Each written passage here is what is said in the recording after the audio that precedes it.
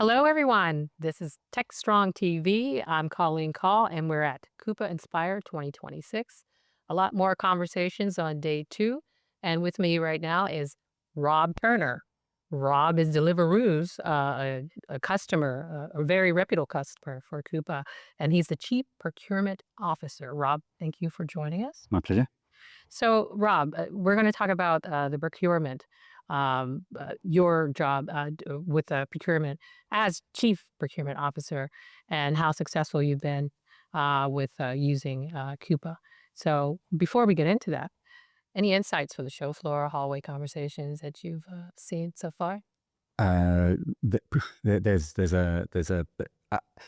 I think actually the very first opening session with Lee and Salva was, to my mind, almost a highlight. And I, you always worry about a highlight being right at the very beginning, but then what happens to the rest. But I think I've known for some time, and I talked to Coupa a lot, and I've known some time what's coming and what's being built and the capabilities. But actually, it's not often you get to see that presented in such a kind of holistic way, and get a sense of the pace of development as well. So, it's an exciting time with a number of different developments that are coming through. Mm-hmm. So to be able to sit there and listen to that all in one go, that was a highlight. But certainly the ability to get around and have a look at different parts within the Expo Hall, go and have a look at specific parts of development that are coming through, and go and talk about those individually is great. And some excitement that you take back to your team back at home. Well, there's a number of different problems that we're trying to solve at the moment, and both from a Deliveroo brand, but also thinking about the wider family that we sit within, and an amount of work we've got to do that is showing up a bunch of problems that need solving that actually historically would be really challenging to do, but that now with the development of some of the agentic parts and of what Coupa's building allows us to move a pace. I mean, I push things at a pace quite hard. I go quickly with things, but I can go even faster now, and that's going to be interesting to watch and learn and play with. So getting procurement right for a company like Deliveroo, I mean, how big a deal is this? Walk us through. It is a big deal. It is a big deal because we're talking about a business that is, we see us and lots of others that are doing a similar thing. We're a consumer tech organization. We sit in the heart of a marketplace, really, that we're coordinating, that has got customers and restaurants and merchants and vendors and then delivery agents, and you're coordinating across all of that. So really what we're talking about here is a high volume, relatively low margin business. So when you're working in an environment like that, and you're part of an organization that likes to experiment and try things and fail fast, the ability to be, if your procurement organization is not set up well, then actually you hamper that.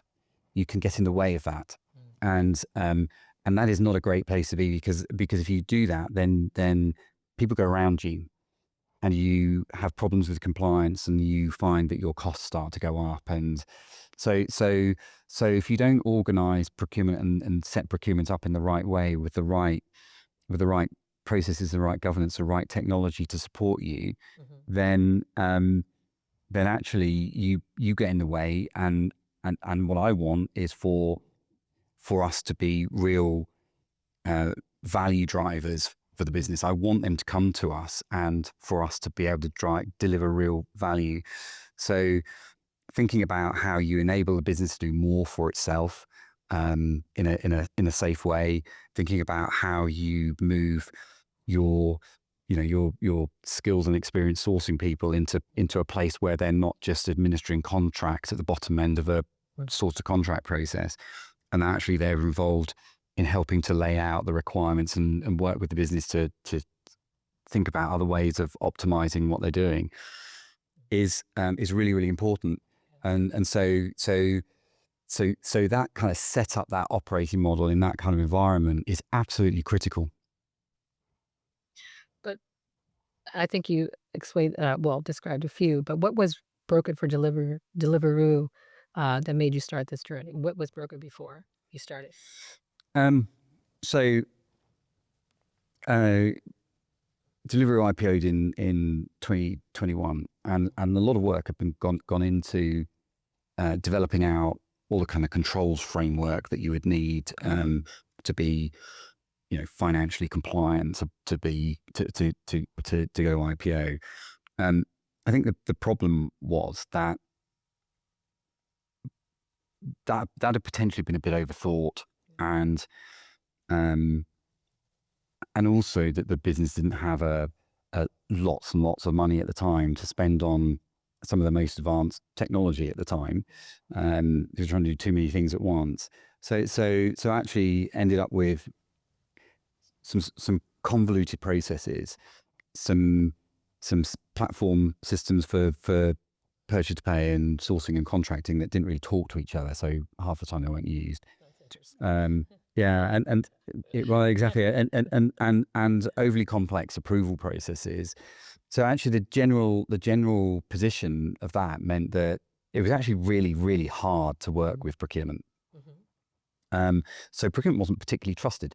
So but the other thing is that the compelling need really was about, come 2023 when I joined, we weren't hitting the sorts of returns that those investors that had bought into the IPO Yeah. were expecting, or that we had promised. So there was a real compelling need to adjust that position and step change the performance, the financial performance. And a big part of that is around what your cost base is. So there were a number of programs that were about helping to manage that cost and help drive margin. Procurement was one of those, because something in the order of 40 odd % of all of our operating costs was being spent on suppliers. So you get control of that. You're releasing cash that can either be invested in your EBITDA or can be used to invest in generating and stimulating new growth. So we had to almost rethink that, the way procurement was set up, to be able to actually go and drive a real meaningful impact on taking the cost down, but also then not just taking the cost down, but actually sustaining it down. Because it's all very well going and doing, normal sort of sourcing processes and running those, but if you sit and you haven't got a means and good systems and good governance to be able to manage that spend, then all that cost starts creeping back in. Is that why you decided to partner instead of build, because of cost or any other? I mean, you laid out some really compelling reasons. That's why. Yeah. So look, we toyed with a number of different things. One, I'm going to be brutally honest. I mean, I was a Coupa customer previously in a previous role, and actually, it would have been very easy to just try and go, well, here's Coupa, we're going to use Coupa. But I was new in the business, and there were a lot of people there that had been involved in building things, and so we went through a proper process of reviewing what the right options might be. So, do you build in-house? Now we're a tech company, so everybody likes to build things, but I don't think we're quite the source to pay type builders of things at the moment, and our resources are probably better off spent somewhere else. Yeah. Also, then, do you look at individual sourcing tools and contracting tools and purchasing tools and try and knit them together. And there was a frame of mind that people were looking at that. But we are thin in terms of resource, and the more you start to do things like that, then the more human resource is spent in managing systems and system connectivity than actually driving any of the value out of the back end of it. So very quickly landed on, well, we need to be on a single platform, and we've got to do this end to end because half the value is coming from upstream. So we've got to do it end to end.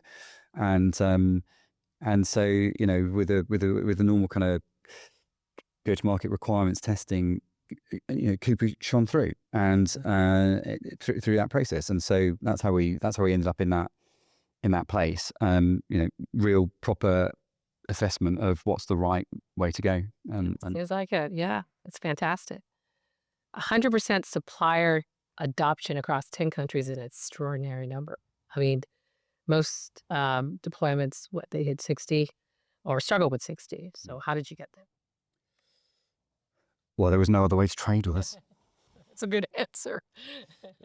No, we went about cutover in an extremely brutal way. Not many people would choose to do it the way we did it.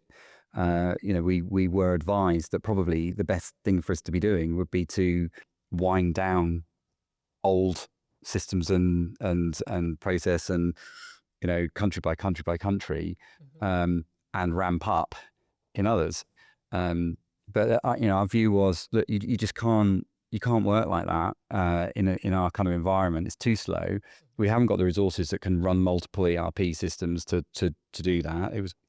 We were worried about how data was going to flow, and so actually we said we're not going to do that. We're going to turn our old system off on one day across all the business, and we're going to turn the new one on the next. And that's what we did. So, in reality, if we hadn't had supplier adoption, now don't get me wrong, there was data correction errors and things like that we had to do to remediate. But if we didn't have full adoption, then suppliers wouldn't get paid, business wouldn't be able to buy things, and that's that was a compelling reason. You don't give anybody a choice. But you prepare them for it. You make sure that you're going into these things, and you make sure that people understand that this is what we're going to do and why. Well, I mean, it seems like a lot of work and a lot of smarts went into this decision. See, a partner, and I think the key thing. I think the key thing here is always, it's all very well, someone like me saying this is how I want the process to work. This is the kind of technology I want, or how I want it to work. Actually, the thing that you need to be really clear about is how you're adapting your business around it, and you're preparing your business to receive it, and that is half the battle. So, we started with one steerco when we started the project, and it was all about design, and it was all about technical engineering, and it was all about that kind of resource that was making sure that it was actually a viable product that we were going to launch. But actually, once we've got about halfway through and that design's all signed off and it's all being built, we switched the balance of the steerco to be all about change management, and we brought in senior members of the end user community, so directors and VPs whose teams were high users of it. So how do we prepare your teams to receive this? So we switched the whole focus, and I think that actually, I'd never done that before. It was something new to try, and I think it was extremely successful. I would do that again. Okay, one last question. Fantastic explanation, by the way. If you had to do this again, what would you do differently? Oh God, what would I do? What would I do differently? I'm not sure that there's that much I would do differently. And that's okay. Given the spend, given the time that we had to do it in, given the scale of it, I don't think that we could have done much more. Ideally, I would have had a little bit longer and we would have built more content into systems, and we'd have been a bit more prepared rather than launching an empty shell. Yeah. But you know, you pay your money, you make your choices, right? Based on what you've got to deliver. Yeah, that's true. Fantastic. Thank you. Rob, thank you for joining us. Learned a lot. And thank you for tuning in. We have more coming up, so stay tuned.